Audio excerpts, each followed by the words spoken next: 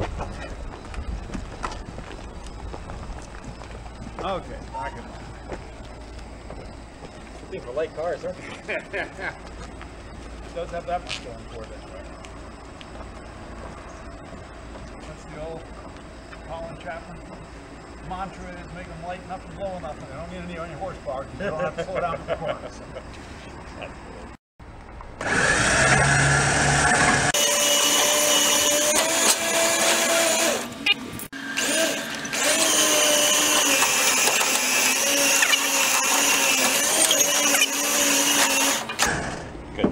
Good.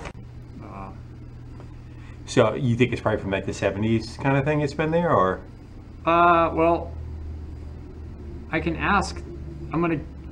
There was no inspection sticker on the windows or anything? No. Okay, I have no idea how long. I would say at least since the 80s or 90s, but okay. It may have been the 70s as well. Gotcha. So here's another picture. Where it was being stashed? Yep. There's about a 5,000 square foot. Oh, that's an Austin Healey bug eye nose in the background. I recognize that.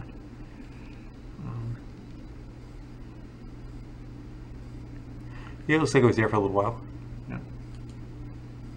Are you taking pictures, or is this just a video? Video. Oh, okay, that makes it easier. Yeah, it was there quite some time. Certainly long enough to gather a lot of dust. In parts. Get things stuck on it. Hey guys, and how's it going? So I grabbed this 1970 Amante GT kit car based on a VW chassis, not a Beetle. It's a Type 3, which is Carmen Ghia squareback, fastback style. They're wider than what a Beetle is. And the backstory on it is it came from an estate that a gentleman passed away, and his family was cleaning out all the cars that were on there. This guy had a lot of cars. I actually ended up buying 2 cars. I'll show you another one at another date. But again, I got this about 3 months ago, and it's been packed over here in the corner. I've been working on another car which I just got done getting finished, and that got off the lift. So I think we can kind of go jump over to this one. This one, I know the engine does not turn. It is locked up. So, you know, 95% chance that we are going to be pulling this engine out on this video and getting into it. But let's start getting into the car and seeing what it is and what it has to offer, and you know, just the dynamics of it. It is a door slammer. A lot of times you'll see them where it has like a gull wing door on them and they flip up. Gull wing meaning the door goes up on an angle on the side like that and closes. This is a regular door slammer. I actually prefer these better.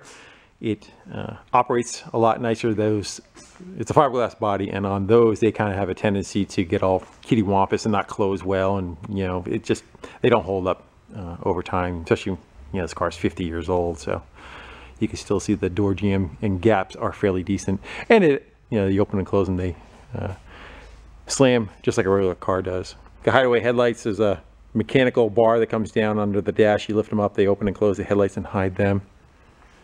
It's got some funky interior. I don't know if we're gonna need a light. Does not have external door handles. I think you're supposed to put the key in, and maybe the key is how you pop the lock. So for right now, there's a pair of vice grips on the inside. Like I say, it opens just like a regular car door.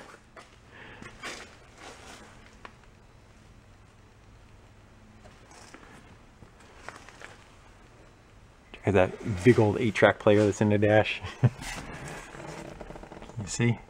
We'll come back and we have some light. Get a better look at it. I would consider it a sports car. You know, it's a body lines of... Closes nice, huh? Body lines of, I don't know, maybe like a 240Z, or... Actually kind of reminds me of the prototype Mustang. Almost had to look something like this. Bumper's a little on the ugly side. The ass end looks a little like a Cobra, doesn't it? The taillights look familiar. I want to say maybe they're Impala. Bumpers are kind of... Powertrain is... So you can get it open there. That is a 2-liter engine out of a 914 Porsche. that is locked up. So, and the other thing is he just has no history about it neither. He doesn't know, you know, was he driving it and it was locked up, and you know the person who owned it isn't around anymore to ask those questions. And the guy that I got it from was more of a middleman who was hired to you know, liquidate the estate. So that's why I came along and made an offer for it. But it's pretty straight, you know, it's got, you know, scratches and stuff, but I don't see any busted fiberglass anywhere on it. Everything looks fairly tight as far as that's concerned. All right, enough gabbing. Let's get this thing up over on the lift. We'll get it up in the air and take a look at what the underside looks like, and we'll start getting into what its issues are and see what it takes to fix it.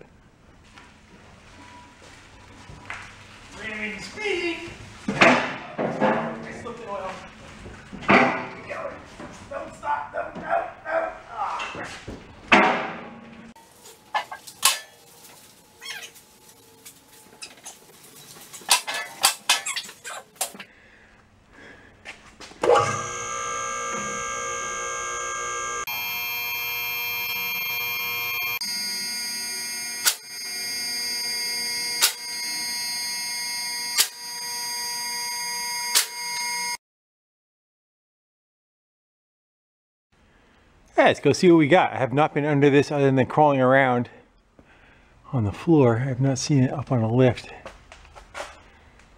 We have to look at.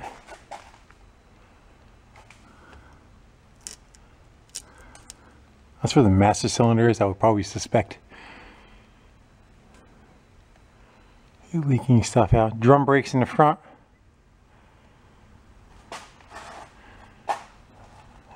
That's bumper. Let's try to figure out what that is. Got coilovers to help the front out. The front suspension on a Beetle or a Type 3 is inside these tubes. There's springs that go across. The floors don't look terrible. I do know there's some soft spots. I remember from up top pushing down on some spots and it was kind of crunchy. There it is. Yeah, there's your crunchy. I wouldn't say that's terrible though. Air shocks in the back. Got a sway control. That looks like it's broken off. It's just hanging. I'm supposed to grab the axle on the other end. Is that for sway control? Is that also to help with the rear suspension?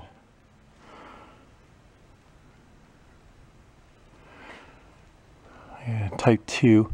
With no mustache bar. Usually this engine, this style engine, it bolts to the transmission. The transmission has a mount on it back on the back side, and then there'll be another bar that goes across here and picks up some of the weight of the engine. It does not have, it would be right here. Here's the mounts where it would go. They do not have that. It does not look terribly beat up. I do not see a bunch of mouse damage. I'm kind of surprised that it's stuck. It maybe it's stuck just from sitting. You can see it leaking some oil. The rest of it looks fairly decent. Again, drum brakes on the back. Swing axle. So that is 1967 and older chassis. I think I looked the numbers up on it. Actually came out to be a 1965 Carmen Ghia. Is the pan that's under it. Little steel reinforcements for the sides. All right, let's go. I'm probably going to roll it back a little bit so the engine hangs off the end of the little duct tape. Not sure why there's a window here cut open for the sway bar. There's a trunk in the front that you can open.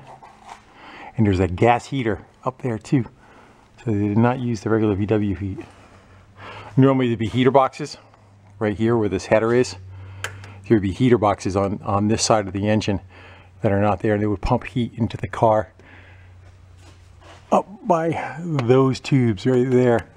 They have been removed and there's a gas heater in there. Maybe they figured they didn't need it. You can go with a bunch of different drivetrains. I looked up the Corvair engine 6-cylinder can go in here. A regular Beetle engine can go in this trans. You could actually take this right out. We just put a 1600 upright if this is totally shot and we can't fix it. A little bit of funkiness going on with, I haven't seen that kind of starter post setup. All right, let's get her backed off a little bit. And these all hanging. Where do they go to? Get the valve covers off. Pop a couple of valve covers off, take a quick peek. It doesn't look like it was putting out that long ago. The hardware for the bolts. The light's getting you. The hardware for the bolts is clean. It's new. It's not all cruddy and rusty. All right, we're all kind of squeezed up inside here. Let's see the valve cover off. Looks like somebody's already had it off. I can see marks on it right there. My guess is that it probably would have dropped a valve on number 3 is the common area that they fail. Number 3, this is number 3 cylinder, is number 4 cylinder right here. We're on the driver's side of the car. Let's get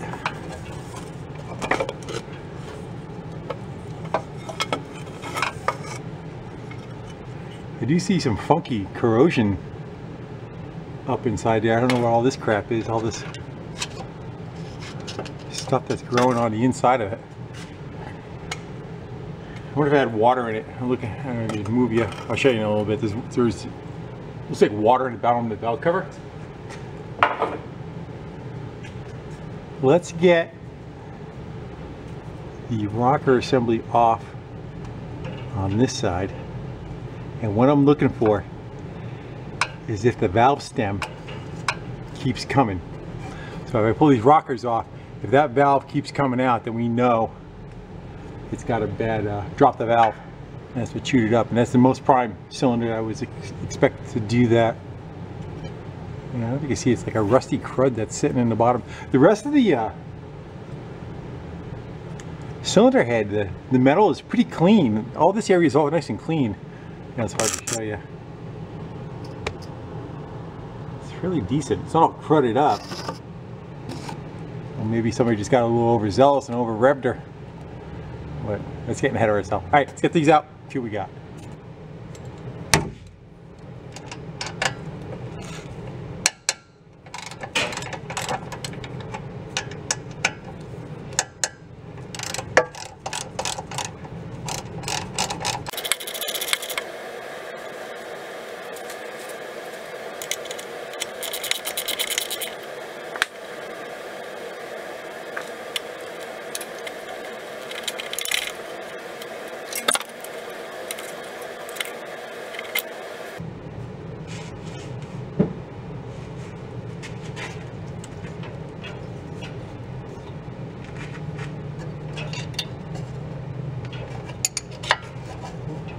That's a good sign. Good sign that they didn't drop a valve. Nothing saying that the bottom end isn't locked up. But what has me concerned is the amount of corrosion that is up on here. And I'm wondering if the inside of the cylinders look the same. I put the car in gear and rocked it back and forth, and it just skids the tires. It is definitely locked up. It's not going to move pretty much at all. We may try opening it up a little bit. I think we're still going to go forward with pulling it, probably pull the heads off. If the cylinders are all caked up, then we know that that's what we need to do, take them apart, probably clean them up, but we have to get new pistons and cylinders. But I think I want to see if I can access the front pulley, and we'll get a breaker bar on it. We'll just kind of rock it back and forth a little bit, see if we get anything. It's been a little while. I think possibly they said they even may have put oil in it and tried it. But let me get you a little bit better view of what I'm looking at. You can kind of see the rust on things. So I'm kind of wondering, because it looks like it's fresh. The engine looks like somebody put it in there not that long ago. I don't think it was rebuilt when they put it in there, because, you know, the paint's all crappy. But even just like looking at like where the muffler is, it's all new hardware. To get the engine out, you got to take the muffler off because it's right up against the body, so that would have to get dropped down out of the way first anyway. Right, there is a cover right there. I'm going to get that cover off. Maybe we can see some a little bit more daylight from up above we'll see if we can get a breaker bar on that. There you go, we're back up top. You're saying, what do you got for oil? I know. Seem to remember being okay, but again, that was a few months ago. I could be mixing that up with something else. No, it's fine. Clean. Overly clean. So the cover I want to get off is right in front of you. It's that black. It's this one right here. I mean, you could turn over the generator, but then you're kind of working with the belt. And I think there's a nut in the center there. Let me get this out of the way. So I popped that cover off, and I'm looking at it. I'm looking at the setup of this, the way the hatch is, and the roof slopes down onto here, and I see the style of air cleaner that is in here. I'm wondering if water kind of came down, went into the air cleaner, and filled up one of the jugs and caused it to rust up.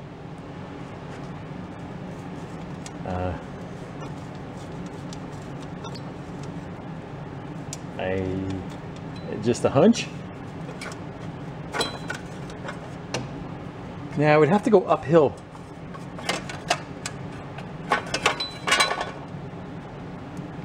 It'd have to go uphill. If the throat was level, I could see that happening.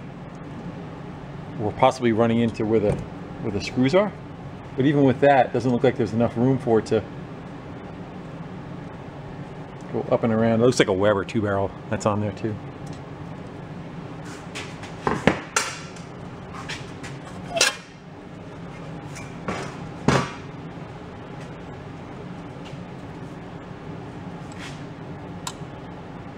I'm gonna take a peek down there, see if I see anything that looks like water. Again, because the inside of that valve cover had all that moisture and crud that looked like it was growing on there. So it actually has 3 bolts on there, so we can't get anything on it. I kind of wanted to not have to deal with the belt part of it, you know? Because the belt's just gonna slip.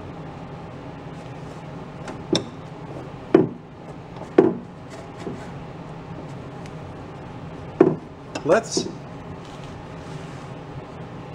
pull a plug or 2, or 3 or 4.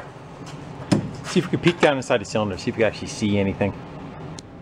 So that's the plugs. I do not see anything funky on them, and they even had never sees on them. So whoever was taking care of it was looking to really take care of it. Yeah, no rust on any of them. 1, 2, 3, and 4 cylinder. They all look pretty good. I know we're taking a picture of a picture, but that is the spark plug hole.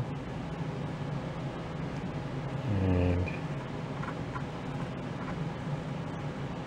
dark. Actually, that's the light reflecting on itself. That is in. That is sitting in liquid. Whether that is water or somebody put oil in and tried to get it to turn, maybe that's what they did. But that is a reflection, and the spark plug hole is from the top straight down into the cylinder. The cylinder's laying on its side. That has got some kind of fluid in it. Could even be gas. Let's I wonder if I can get a little squeezy bottle in there. We'll suck out whatever the contents are. I have a feeling somebody probably just put oil in there to see if they can get it to turn. That's my guess. I'm gonna go take a look at the other cylinders real quick, and I'll let you know what I find.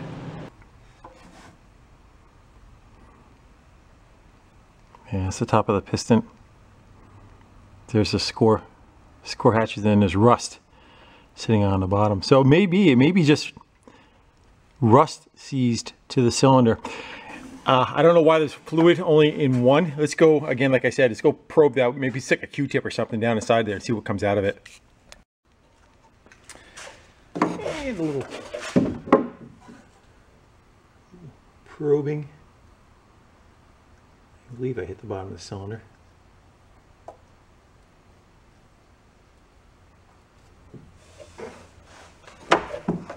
Yeah, that's oil. Somebody put oil in there to try to get the turn. That's not water. but it didn't work. Well, we either have an issue where the cylinders are just rusted up and the pistons are froze in their location, or the crank is seized and then, you know, somebody just tried shooting oil in there because they weren't sure what was going on. Either way, I think we should probably just pull the motor out anyway, get a good look at everything, pop the cylinder heads off. It would be, you know, advisable to get them to get honed out. If we pop the cylinders off, we get them free and we find out that it is not moving, then we know it's the crank on the bottom end, and then we have another avenue to go chase. All right, well, I'm going to get into it. I'm going to start pulling this motor. I don't know if I'm going to show all that part of it. Maybe we'll just get to the point where we're yanking it and throwing it on the bench and getting into it. Same as pulling a bug motor, not much difference. So I'm in the process of unbolting the engine, and I'm trying to figure out why. This is the charging system wires. So is that. And they're not even hooked up. Doesn't even look like they were ever hooked up. The throttle cable is there. It's not hooked up. And then the fuel filter is not hooked up, and it has new bolts in it.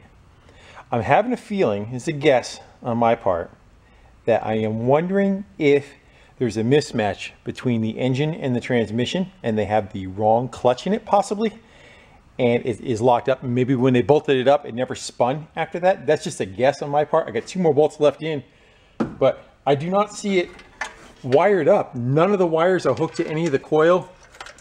Nothing that from the external part of the car is tied into the engine. So possibly, again, look how new that hardware is. Like, it was literally just put on there and it was never run with that engine in there. I wonder if that's what's going on. Possibly just a mismatch of clutch. That'd be nice, wouldn't it? The other thing too is this chassis is a 65, and if that transmission is a 65, it's going to be a 6-volt transmission. You know, what does that mean? Well, a 6-volt transmission has a smaller flywheel. Would have had a smaller flywheel. Now you can put a 12-volt flywheel on it. One's 180 millimeters, the other one's 200 millimeters. But you have to clearance it. So if that wasn't done, let's give it up a little. If that wasn't done, then the flywheel is just going to jam into it too. Again, that's just a guess what's going on right now, but let's go see if we can drop that down a little bit.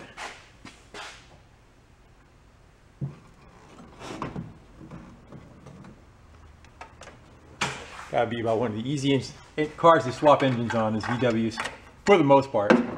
Some of them are a little on the tricky side, but let's get that down a little bit.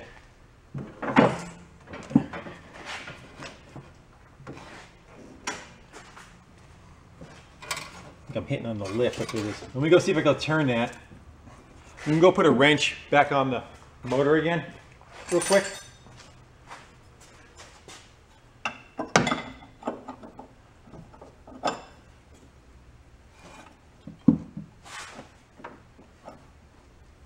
No, still not turning.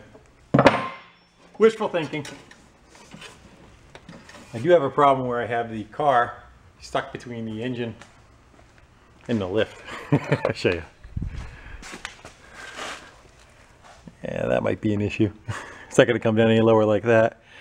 I could probably just wiggle the whole hand truck back a little bit so that that clears.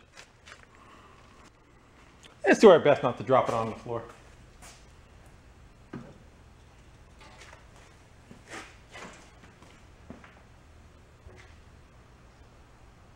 Yeah, she's gonna be tight. The car has to roll back a little bit.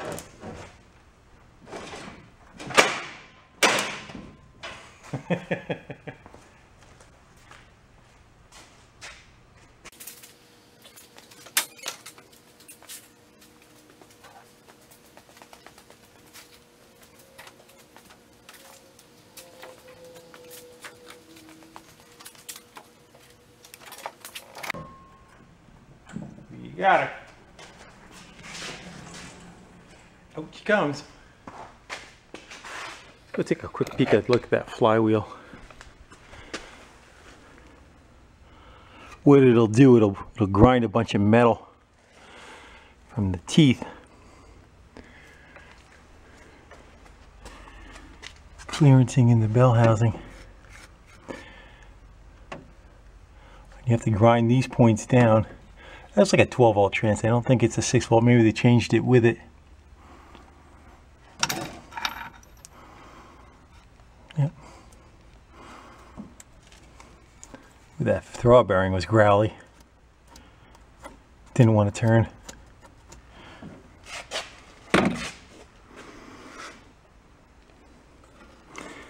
What's that? Hey, let's go get it in the engine stand. We'll get a better look at it from there.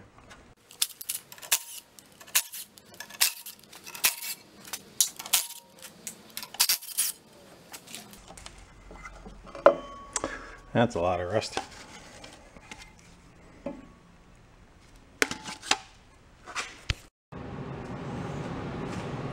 Come on in.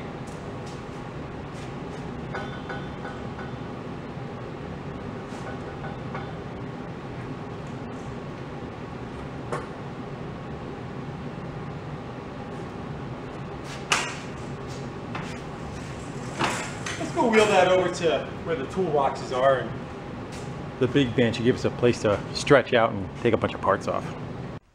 The exhaust is looking a little cruddy, huh? We got some rust kind of happening inside there. What if it went a little underwater? I don't see any, you know, you'd think the interior would have a funkiness. It's got a funkiness to it anyway, but you know, a funkiness to it. Well, now we got it out and all the restrictions off of it, just for shits and giggles. Let's see if we can give a little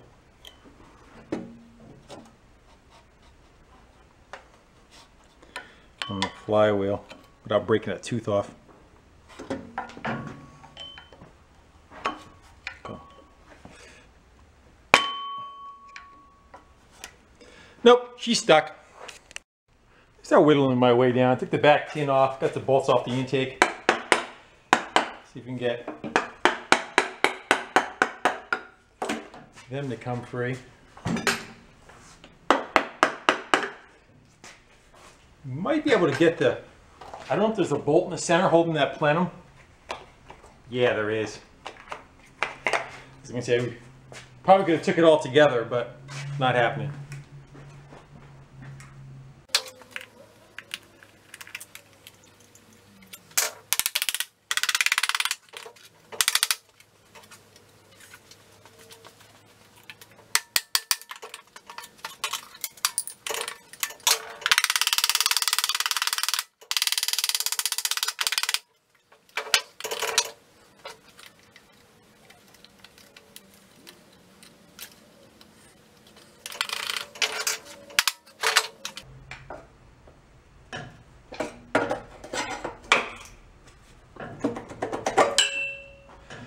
Oh boy. I think I found our problem. One of them anyway. I'll bring you there in a second. Let me get the other intake off. Hey, this side doesn't look too bad.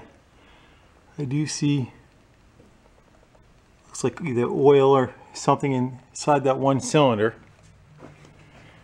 When we come over here, oh boy. Yeah, that valve is definitely stuck inside that head. Water definitely went down inside that one jug, which is number 3. Not that that was anything to do with calling number 3 the one that always fails. This is due to, you know, just water getting into that one cylinder is definitely... Oh yeah, switch this light around so we can point. There we go. Yeah. And that looks pretty good. All right, let's continue on. We'll get down to get that cylinder head off of there. And I have a feeling we're gonna go pull that away. We're gonna just see a bunch of corrosion around those jugs. And hopefully the crank is okay. We still have to drain the oil on it. That'll tell us too if a bunch of water comes out. Got all the screws out of this tin. Get it out of there. Let me rephrase that. I think I have all the screws out.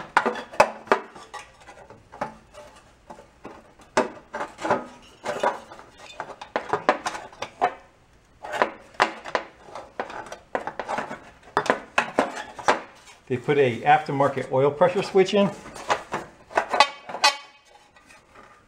and it's a a gauge type with a hose. That's what I'm hung up on.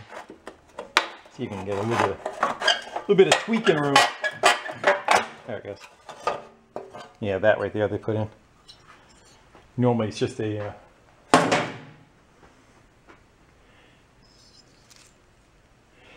yeah, oil pressure switch, which just has a wire going to it. Let's see, blow by terrible on it. What we got to get this cylinder head off? We can flip it on its side. Let's get the oil out of it. And I think we just can get away with this bracket and then take the screws off and get the cylinder head off and, you know, go right to the carnage.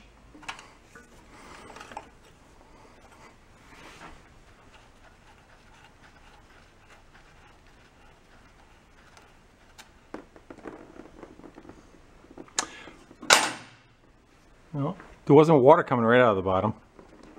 That oil looks really thick though. Gotta turn that straight up so it can do its thing. There it is.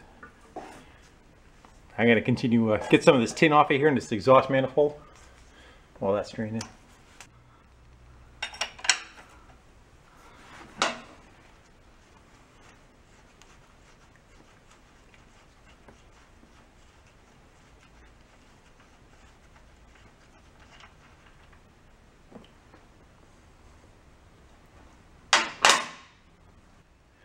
Let's go for side 2.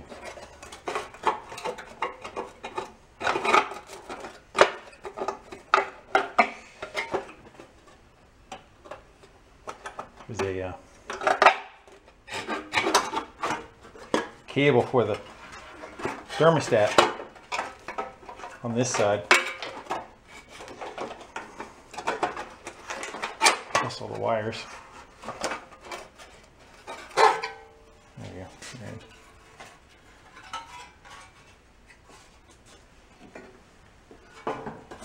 Nothing jumps out at me that it's trashed. That's good. So the whole front assembly has to come off so that there's a couple of engine tins right here that won't allow the head to come off. It's not got to come apart and get cleaned up anyway, but I think I have all the bolts out. I guess so. That was easy. Alright. This is one of the tins right here that wraps around the head. You get that one out. And this one I got to get out, but I got to get the oil cooler. You guys can't see what I'm talking about, can you? Yeah, the oil cooler is blocking me from getting this tin out of the way, which is wrapped around the cylinder head and not allowing the head to get pulled back. Oil cooler, tin, get some head. All right, we're all unbolted. Not meaning that that's going to come off, but it's all unbolted. Let's give her some little shaky taps.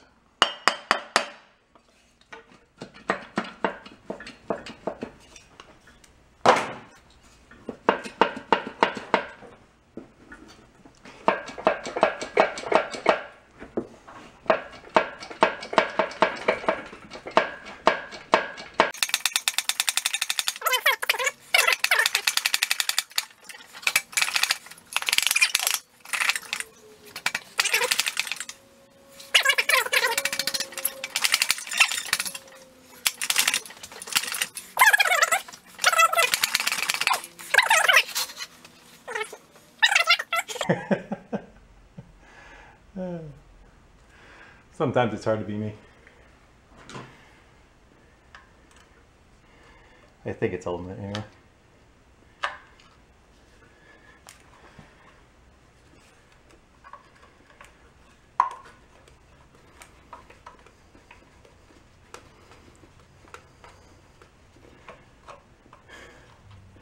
What do you think our chances are now? Just falls right off.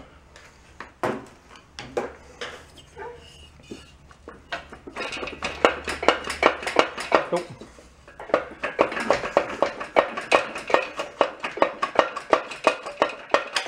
That one. There we go. We are in. The white powder that poured out of the cylinder. Yeah, somebody poured some oil in it to try to get it to go free. But this cylinder, not so much. Let me get you closer. There we go. Almost like there was a fire in there. It's ash. Well, there was a fire in there. Literally, but there's like ash. A ton of ash in there. That cylinder looks pretty decent. All right, we're gonna go blow that out. Something's weird though. Why does the top of that look so different? Let me get the light away from it a little.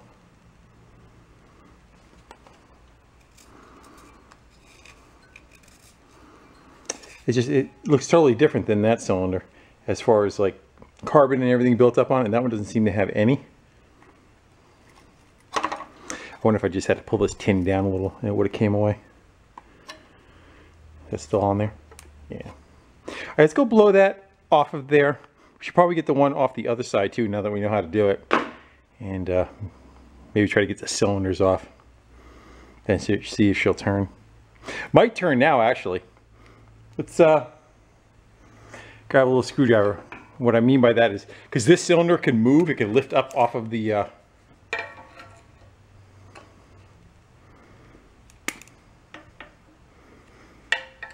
depending on which way it needs to go.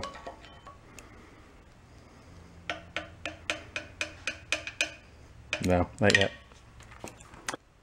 Let's get that second side off of there.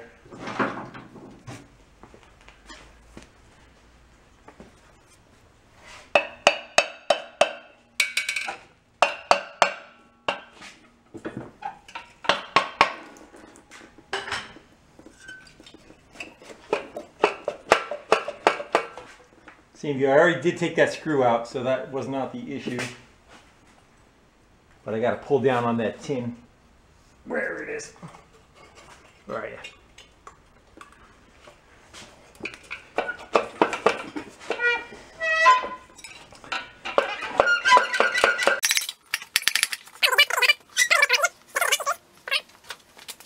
But I'm stubborn.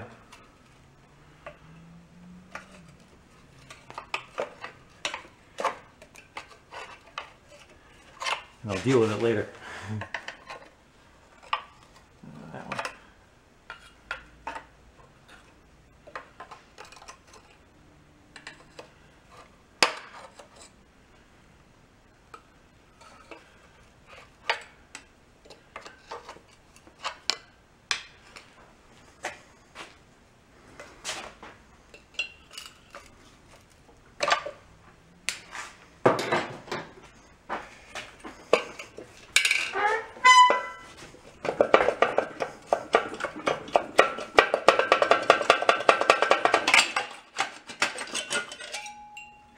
We're in. The head doesn't look too bad. I don't see anything jumping out at us there. A little bit of blow by right there. Not terrible though.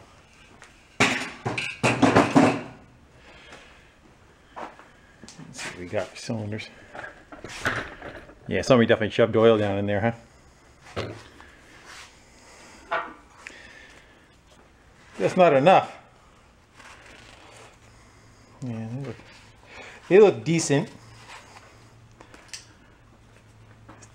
That one's got that same kind of, I don't know if it overheated. It's got like this weird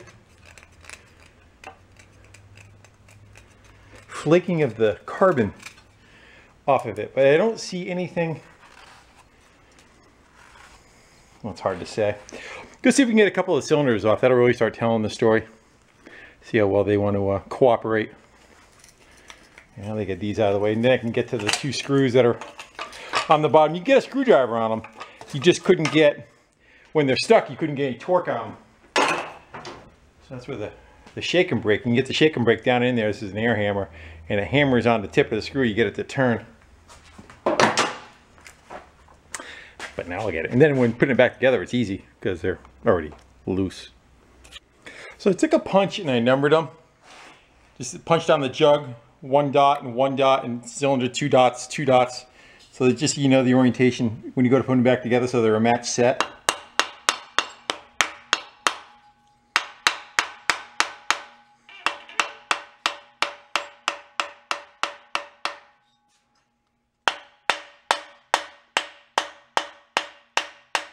Again, I'm trying not to break the fins. I'm trying to hit square down on them, get a little bit of rock out of it if I can.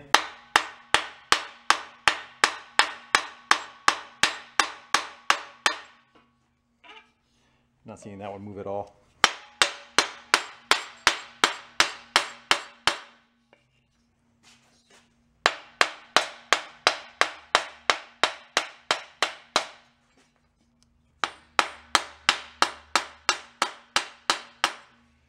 I'm going to work on this for a while, so I don't have to go fast forward and make it sound like Woody Woodpecker. I'm going to try to work them off, get one off, and get an idea what happened. As you may notice, I was beating on it a little bit and trying to get it to go, and it's just not having it. I was able to get a metal wedge, something like that. There's another one laying around over there, and I kind of hammered it in between the two, back and forth. I can get this jug to rock a little, but that's about it. All of them are really seized into the bore. I don't know if it's the piston being stuck to the cylinder, not allowing it to come out at all, or if it's just the cylinder is stuck into the case really bad. So I'm gonna let them soak overnight. I got some kerosene in there. We'll let that do its thing and run down. I have a feeling possibly maybe it overheated and they locked it right up from overheating now that I'm kind of getting into it. And that's why all that ash was in there. That cylinder was just literally burning up. And that's the one that gets it the most. I'm not sure on 2 liters, but on all the upright VW engines, this is a cylinder that runs hot due to the fan shroud, how it exits around it. And just kind of looking at the color of the jugs, I wonder if it was cooked. The insulation on this car was not that great. It did not look like it had a good area for cool air to come in on a VW air-cooled engine. Generally, it takes the air in from the top, the cool air, and deposits it underneath the car and out. And then the bottom of the engine is sealed. Well, about midway around the engine is sealed so that any of the hot air that comes out of the exhaust and gets exit out the bottom does not recirculate back in and come in. On this one, it wasn't like that. It was all open. So that may have been what the issue was. And it just cooked itself. I'm just, again, just guessing. We'll let that set up, see what happens. Well, guys, it's the next day and I let it soak. And I tried coming back with my little wedge, tapping back and forth on it. And I'm able to run that in there. I get a little bit of movement out of the jug on the right, but still not feeling like I'm going to be able to get that out of there. I was thinking if we can kind of make a wedge that can catch the fins and we make something we can crank up off of there and push off of it. But I decided to look into it a little further, and I also found out that this is probably a 1.7 or a 1.8. But if you look down, one of the lifters fell out of the bore, and I can see a bunch of rust. I think that's too much light. I'm all right there. There is a bunch of rust down around that camshaft, whether that's crap that just fell in or it is all rusty. I'm starting to think what happened was maybe this thing got water in it. Somebody drained the oil and put fresh oil in it, was trying to get it to move. Maybe put it in the car, rocked it back and forth, but could not get it to turn over, and it crapped out. So I think possibly, instead of us taking all the effort to try to figure out, get the jugs off with condition they're in, let's see if we can get the oil strainer off. If there's a way we can kind of peek into the bottom end, just take a quick look and see if it's all crudted up. It's all crudted up, and being a, say, a 1.7 liter, I'd rather just build a Beetle motor instead of trying to put all the effort into this one. But before we get there, let's go open it up, see if we can open it up and take a peek on the bottom end a little bit better. Down below, I did not see too much corrosion or water damage, rust out of the sitting in the bottom. Again, where that cam is, you can kind of see a little bit of crap. I don't know if that fell in or it does have some water that got in. I'm still undecided on what happened to that. Unfortunately, I've been working on this, I don't know, another half hour, 45 minutes, trying to get those jugs to move. And I can get a wedge in. I tried working on the other side. I can get a wedge in. I can get it to kind of rock just a little bit, and it's super tight. I think the pistons are just welded themselves to the cylinders, and they're locked up. And that's why it's getting a little bit of twist, because you're getting the con rod down the center is getting a little bit of twist to it, but they're not going to be able to get them off without destroying them. And at this point, I don't want to do that. We can probably let it soak. I don't think that's going to do it. I know someone's going to say, why don't you split the case and be able to get it apart? That's not going to work because you would have to have two of the cylinders already off where the pistons can come off and allow two rods to go with one side of the case. Both sides locked up, you'll bolt that apart. You still can't get the case to come apart because the pistons are stuck on the cylinders. So that's where we are on this one. And the fact that you know, the wind got out of my sails of realizing that it is not a like a nice 85 horsepower 914 engine that was going to make this thing rip along. It's not much better than a 1600 dual port with a set of 2 carbs on it. Having said that, it just so happens that up in my stash is another one of these engines that I am not sure what it came out of. I'm going to say it's probably the same too, being a fuel injected 1.7 liter. It's got the same 4-bolt intake on it, but it should be the same block that is underneath. Actually, it is different because the oil fill, the dipstick is in a different spot, where the dipstick on the other one came out here. So this might be a 1.7 or 1.8 Porsche. It's hard to say. 914. So let's go grab this. Oh, so the problem with this one is it came with that car, but it turns about 340 degrees. It goes bang and hits, rotate it the other way around, and bang, it hits. So that something is interfering, or dropped the valve or whatnot. I don't know, but at least the bottom end of this turns. If it dropped the valve and we need a cylinder head, we got cylinder heads from the other motor.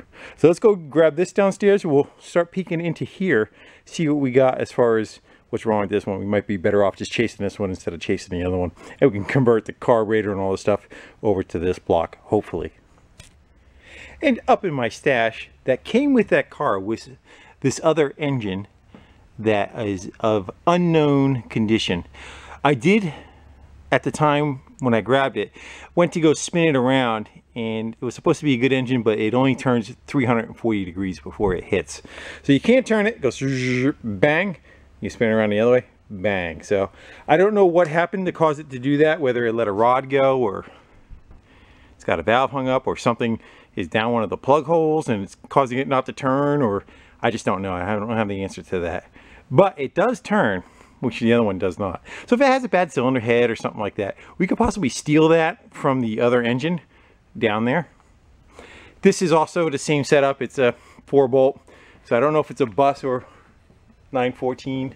I think the dipstick is in a different spot, so that may make it a 914 engine, because on the other one, here's where the dipstick is. It's up by the oil fill. With the other one, it comes through the front of the case over there. So I want, possibly maybe this one's a 914, 1.7 or 1.8 liter. Again, I'm not kind of well versed on these. So let's go grab this one. We'll drag it downstairs, take a peek at what we got, and see if we can figure out what this one is and what, if this one's worth salvaging. Maybe make one out of the two. Look at the crap that's on the intake.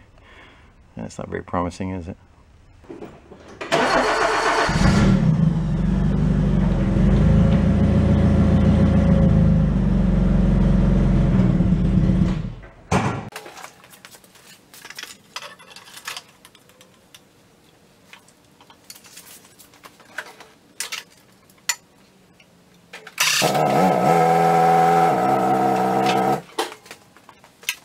Let's go get all the wiry bits and chunks out of the way.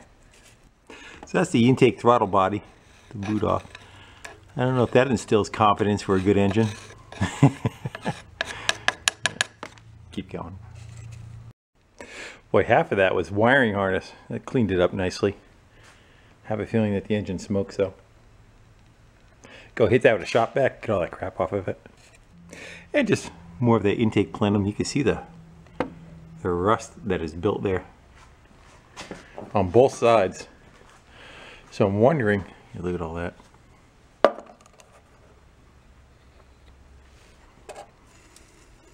Good thing it didn't ever start, huh? Would have sucked all that right in.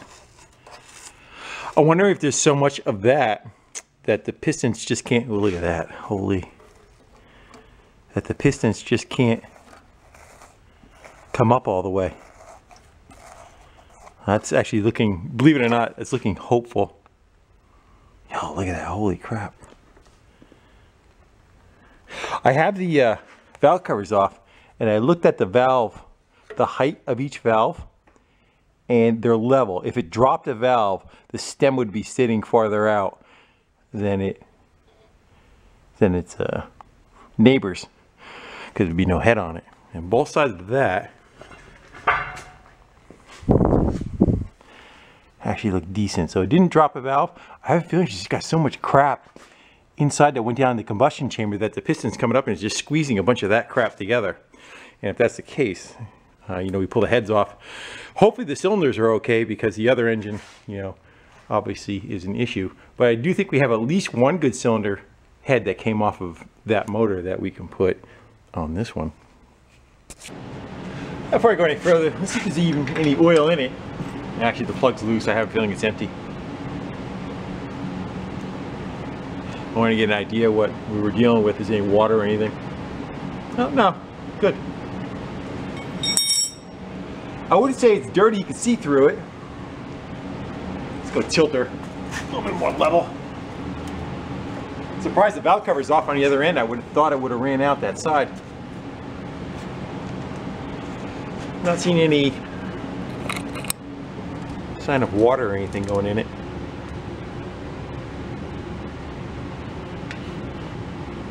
It smells a little burnt. Well, I must say it was easier and harder at the same time to take apart. This one was much more rusty, so the hardware fought that much more, but I learned what order to take things off. The exhaust ports actually don't look too bad. There's water in there from cooling a bolt down. That's that white that's down in there. They don't look terrible. The intake, of course, is all packed with rust, so that ain't great, but hopefully, you know, next thing is we're going to get the cylinder heads off of this thing. But hopefully, if the bottom end and the jugs look okay, I think we have enough parts between the two of them to make a decent engine.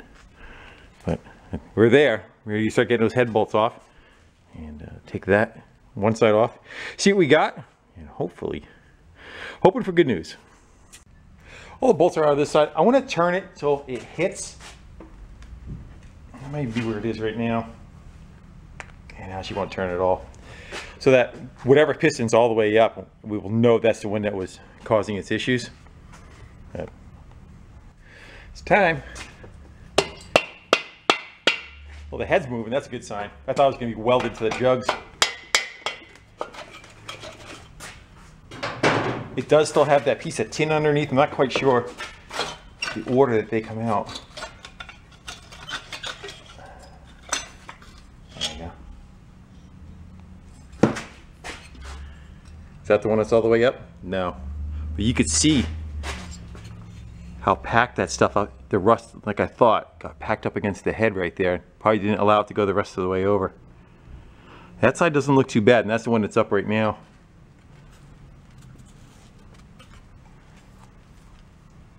Jugs actually don't feel too bad neither. Get the other one off. You guys can't, want light? Throw some light on it. Yeah, it's got the bottom of that one's packed. That could have been it right there. Just that. Just enough to pack it so it wouldn't go through. I see a little bit of blow by too. See the darkness around where the ring is? Kind of common. And side number 2, hopefully. Oh, get back you up a little bit. There you go.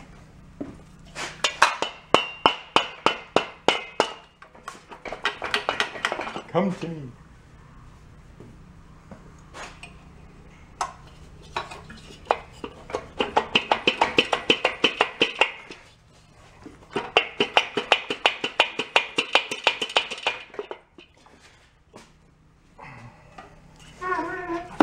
Yeah, that tin on the bottom sure fights me, but I don't know where to get it out of there because the push rod tubes are in the way until you're able to get it are you looking at? Up in the air enough to at least get these out. Now it allows you to have the room to pull it down. On that note, that's out of the way. Let's see if we can get it now. There, we're in. Oh yeah, same thing. There's the one right there that was causing it. You can see all the packing around it where it was hitting the piston, so the piston couldn't come all the way up. It would just hit a bunch of rust and crud that got built up on it. And a little bit of blow by on those too. You can see what I'm looking at is where this darkness is and where it's dark here. That means when the compression was firing, it was leaking a little bit out of those areas. You clean that up and retorque the heads. Generally it kind of stops that. Sometimes if it overheats too, it causes that. Everything stretches out and it doesn't, you don't have the torque on the studs anymore holding it down, and it does it. And there's some on that piston right there. The other one's not too bad. Let's go see if she can spin over. I'm gonna go spray some oil on all these and we'll see if we get a full revolution. We know if that's the case, then we know that the you know, the bottom end is still good, that it didn't harm anything internally. Looking good though.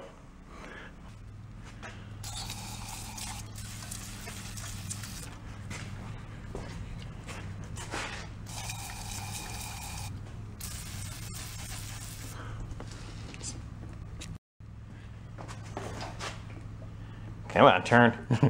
Uh-oh. Promise. I promise. It did turn earlier. Let's grab a screwdriver in the flywheel and give her a little forceful. There she is.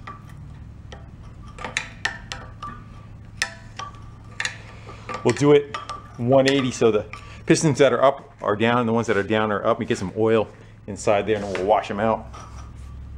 Yeah. I think there's some rust behind the flywheel too. Let's go give that a shot.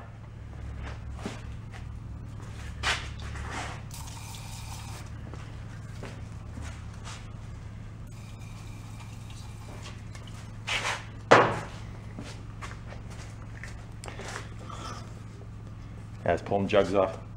Gotta be careful I don't pull the cylinders off.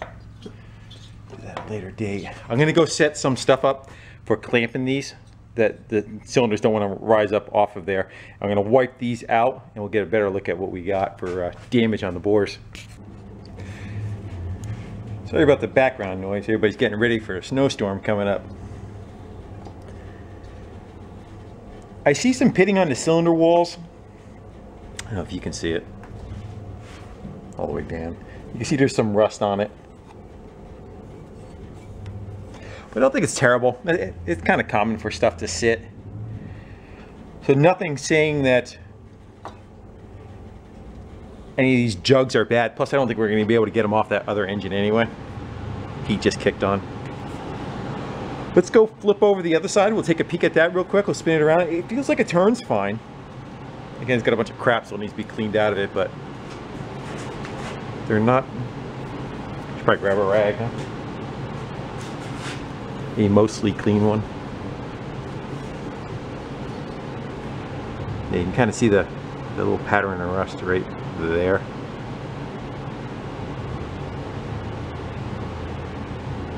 Let's go flip it over, look at the other side.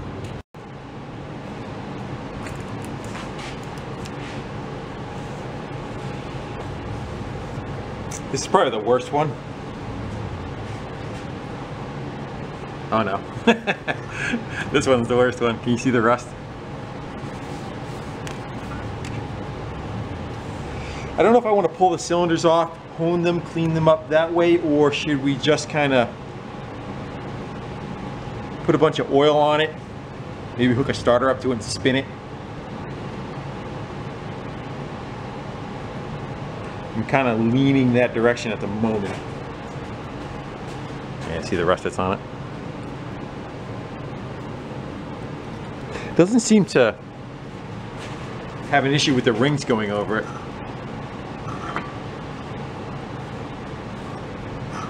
There's no restriction anymore. The flywheel's hitting that bolt right there. I'm gonna go run some more fluid through it. I haven't done this side yet. I haven't. The other side I at least cleaned up and ran some oil and wiped it down, ran some oil and wiped it down. Let's see how they come back. So what I have here, this is a part of a bell housing of an old transmission that was cut off, and it has the mounting bolts for a starter, and then that gets bolted to one side of the engine. And you can spin it over. This is a Type 3 starter, automatic. It does not have a pilot shaft input like this one does.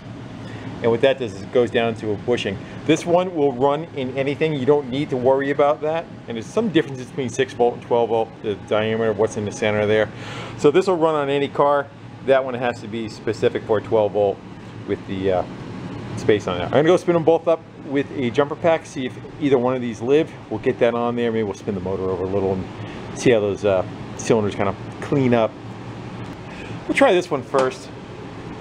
This one doesn't need to be mounted in that housing for it to spin. The other starter, with that style, the one that's over there with the nose cone, it needs the bushing. It will not spin out of the housing because it needs that support. So we're gonna go jump from here to here. See if we get a spin. Yeah, it's not looking good. I want to say that one. Give her a little spin. Try number 2. Let's go see if this one's any better.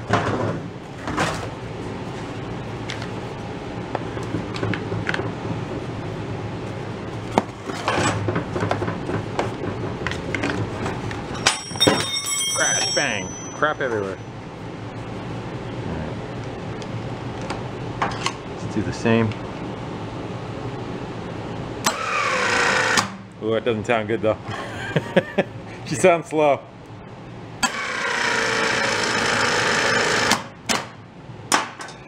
Should be good enough for us to do what we need to do though. And we're not trying to start it, we're just trying to spin it over, and that's what I was talking about. Here's the support, the bushing that needs to support it, or else the shaft kicks on an angle, and internally on this, the armature will run into the magnets. So the only support is out here, where the other one has it built into the front of it. We were talking about earlier, I was worried about they put an engine in that didn't clear that transmission.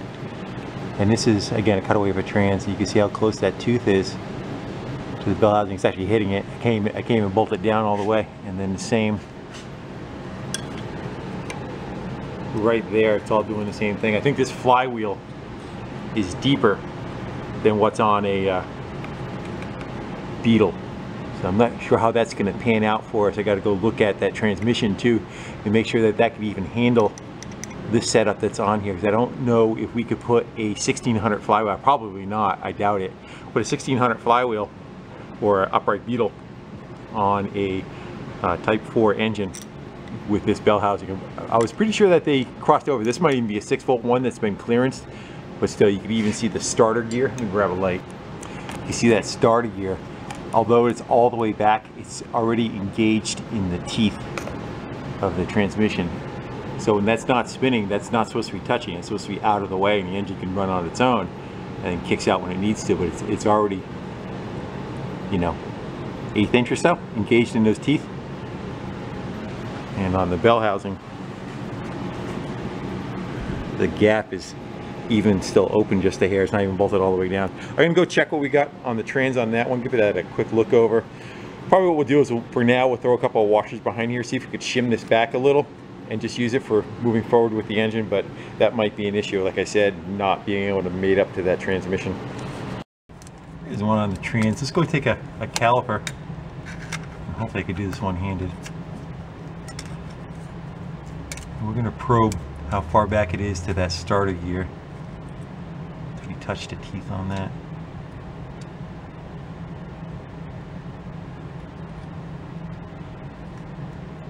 So right there, I hit. So that's how much distance I have. I'm gonna go check on the other partial bell housing and see if that's the same. If that's the same, we're gonna run into the same problem.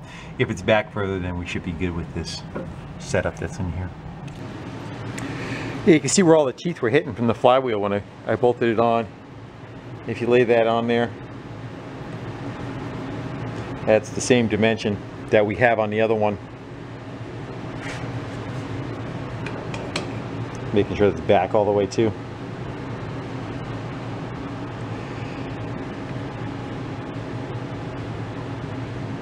So I don't quite know what we should do. I'm afraid that we're going to go through all the trouble of building an engine that we can't use on the transmission that is in there. Well, not that I really feel like going through the effort. I think kind of maybe we have to go and put that block in the car and make sure it can turn. If not, it's all for nothing, right? I kind of questioned even how it was set up before with the new hardware that was bolted in. I first kind of thought that possibly it was hitting. Is the flywheel? Let's go look at the other engine. Let's go measure the depth of that flywheel. Let's go see if this is shallower on this one than that one. It actually kind of looks a little deeper, doesn't it? Let's go find out. Alright, so on this one, we are to that inner lip of the bell housing is that dimension. Let's go see what the other one is. There's quite a bit of, there it is right there. Good, so that flywheel sits closer. Hopefully it's the flywheel, that it's not the crank or something. But let's go find out. We gotta go put this flywheel on the other engine. Well, so far it looks like crisis averted. You can definitely see the height of this one, which is the one that was hitting. It was on this engine that we're working on, compared to this one. One thing I do see being an issue, maybe not, the pilot bushing or bearing is in this one, not in this one. Not sure if we can just tap them and transfer them over, because that's the support for the shaft coming out of the transmission. Again, like the starter we just talked about, same idea with that. It's got a roller bearing inside there that we have to get from that to this. Let's get ahead of ourselves. Let's go bolt this up, make sure everything comes back together, that we can spin it with a starter and it's going to work in that bell housing, and we'll move on from there. Can you see?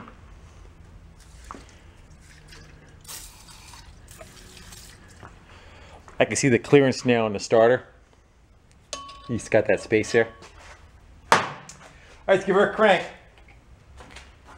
See what she does. Hopefully it doesn't blow apart.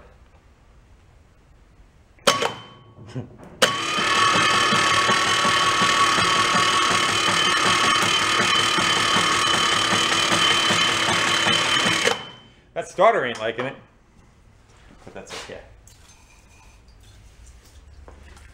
Just a little self-polishing action going on.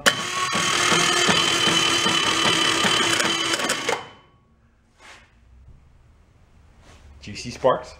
I think it's that. I think it's the ground. Let's try to. Let's go right there.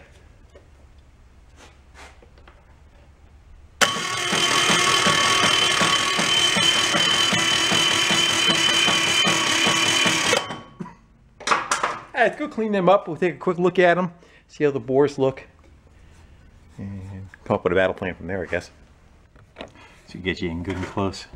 This light affects the camera a little bit, huh? I can see the waves going on the screen. But yeah, there's that light rust slash pitting. I don't know if it will benefit us to take the jugs off, like I said, and kind of go through honing them. And yeah, I'm not even sure what I have for an engine. It's 1700, 1800. I'm sure we could measure things out. I actually kind of think maybe our best bet is we'll just clean the cylinder heads up. We could put the push rods in, put the heads on, torque them down, and we'll just do a compression test.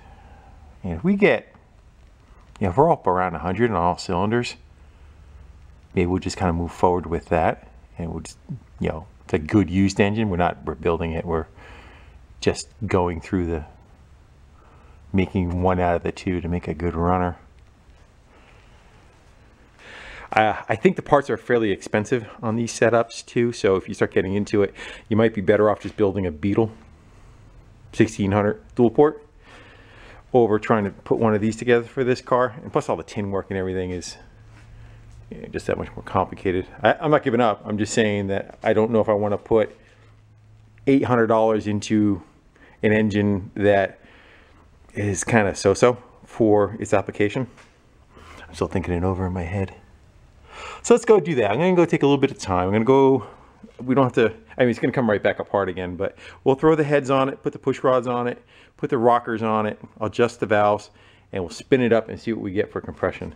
I'll probably pick the best of the two heads. I'm going to clean them up first before I do that, but yeah, you get the idea.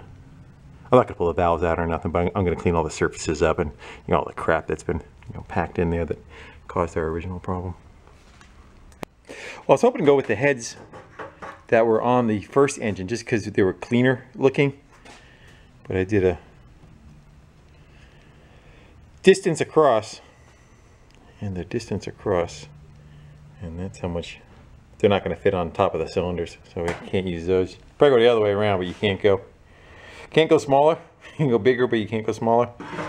So these are going to be the ones that get cleaned up and go on there. Just that they look like they got a little more age to them. You can see the amount of crap that's down inside. And you looked at that one, yeah, looks much nicer. Almost like they possibly could have been rebuilt or something at one time, but they're not going to fit for us. So that it is. So I got all put back together. The valves are kind of adjusted by ear. And again, we're just trying to figure out what the compression is going to be and what if it's going to come back.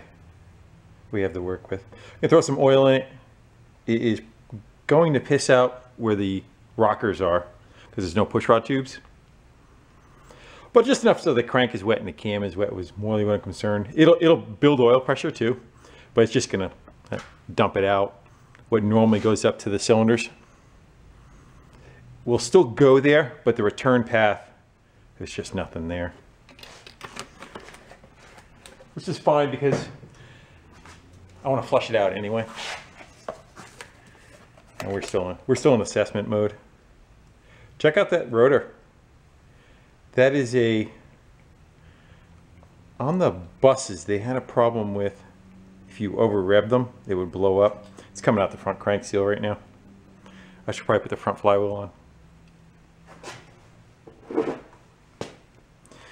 So they would, if you over revved it, you'd blow it up. And a lot of people would hold third gear in a bus and make it scream. That was on this one, which was the 914, which maybe the 914 came with it too, but what it is, the rotor has a spring in it. Here, I'll bring it close so you can see it. The rotor has a spring loaded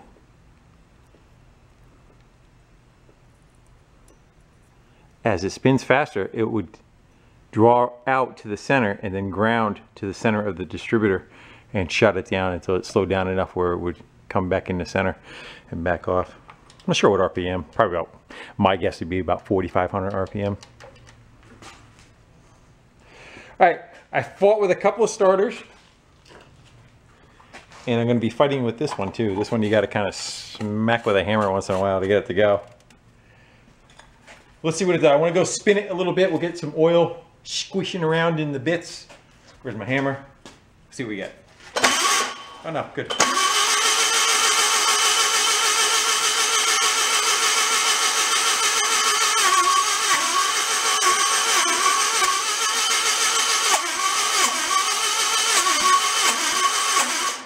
Alright.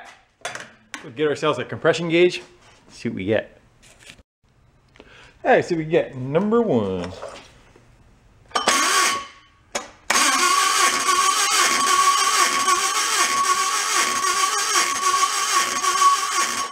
That starter is not having a good time.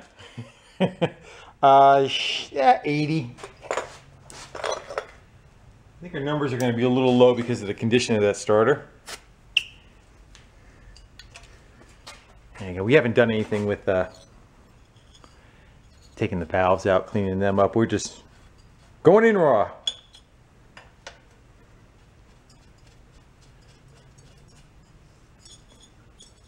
I wish those other heads fit. That would have been good. Number 2.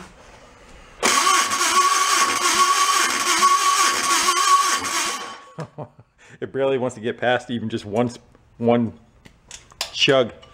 We'll call that one 75. Number 3, notorious number 3. Number 3 is the one that always on a VW seems to go to crap.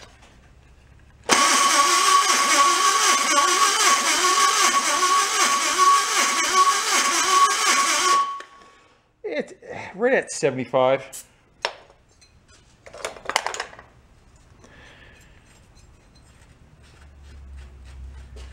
And last but not least,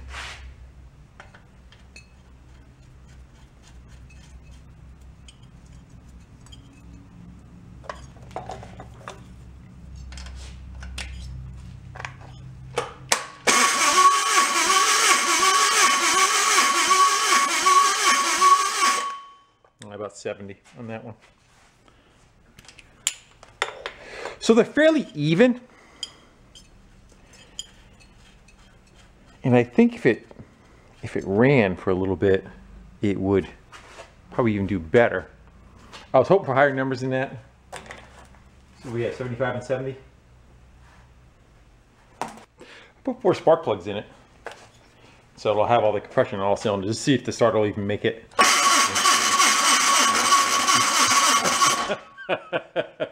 Yeah, she's loving that, huh?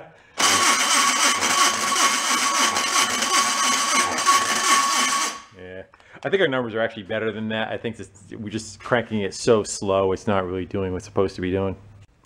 I think we're on starter, what, number 3, number 4? Let's see if this one's any better.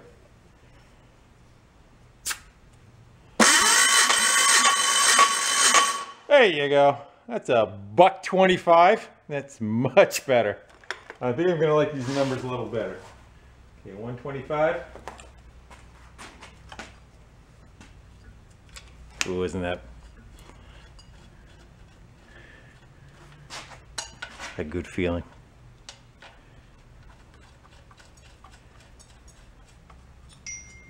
Bing.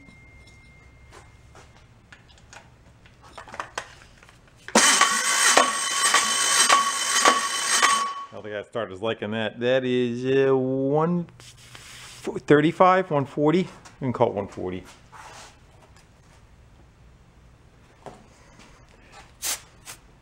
Should probably take the starter out of the car.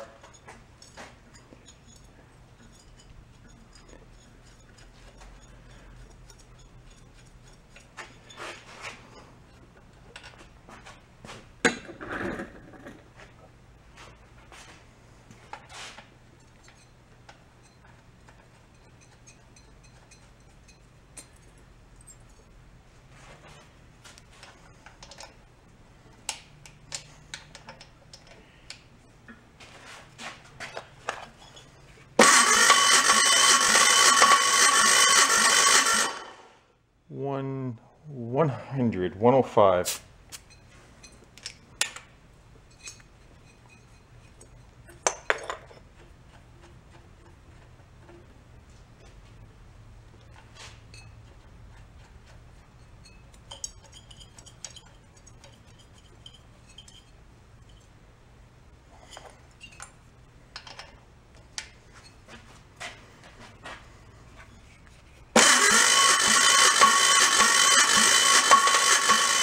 I don't know what's happening over there. I think the little ring gear is no good. I don't see any bad teeth on the starter.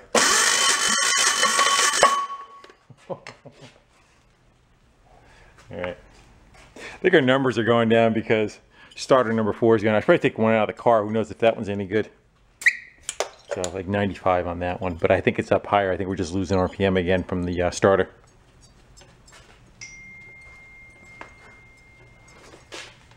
Let's give her a little.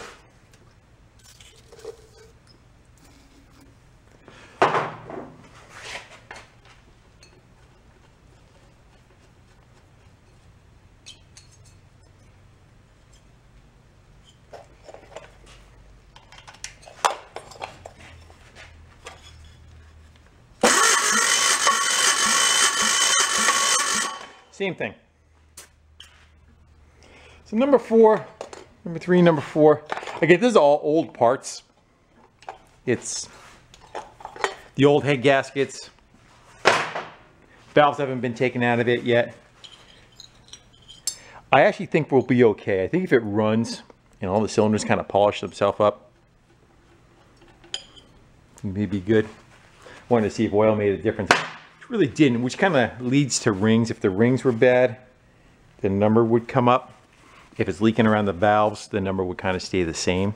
And that's what it did. So I think, nothing was done. I haven't taken the valves out or anything. So whatever debris and crap is in there, I went in there, blew out, and I wire wheeled from the top of the cylinder head. But I didn't do anything as far as, popping them out and taking a peek where they seat and all that. And plus we got the other heads. We can, if they're the same size, we can steal them, swap them over. Well, guys, I think I'm going to wrap this one up right here. We're going to continue on, but at least we know what we got, kind of, sort of. We have a spinning long block that makes compression, so that is a good sign. I have a lot of work trying to get some pieces ready for this, though. Pretty much 80% of the crap over there is pretty far gone. A lot of the tins are just rotted out,